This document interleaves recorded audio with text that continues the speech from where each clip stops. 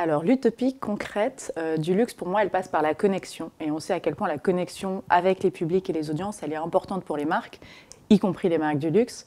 Mais ce qui va différencier les marques du luxe, finalement, ça va être leur capacité à être extrêmement créatives, à être avant-gardistes. Et ça, on l'a perçu dès le départ, quand elles ont, par exemple, été les premières à préempter l'univers des jeux vidéo, à être présentes dans cet univers.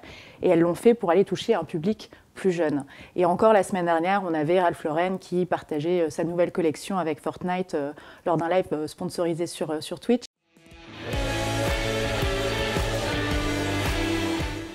Twitch va contribuer dans le sens où il va mettre en relation ses audiences avec les marques, mais également donner les codes aux marques pour adresser ces audiences de façon extrêmement naturelle. Quand vous avez un streamer qui échange avec sa communauté, ils vont se retrouver autour de projets, de références culturelles, d'humour, d'envie, de passion. Et finalement, ces passions, elles vont prendre vie dans cette communauté en direct, de façon interactive.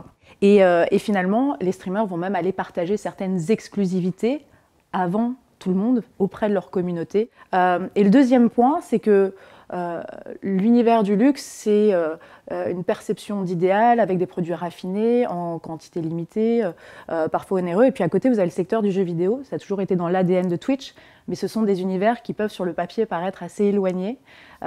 Et pourtant, au-delà des audiences, il y a énormément d'opportunités à connecter ces mondes.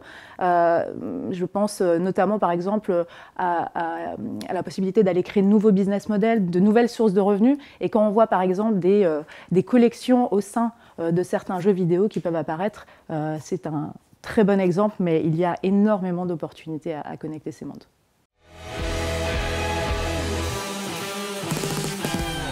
Alors on estime qu'en 2025, 50% des clients du luxe seront issus des millennials et de la Gen Z. On se parle d'une génération qui a toujours été connectée, qui a grandi dans le digital, qui va rechercher des expériences différentes, des expériences collectives, dynamiques, en temps réel. Pour ça, le live et le fait d'être en direct le permet plus que sur n'importe quel autre environnement.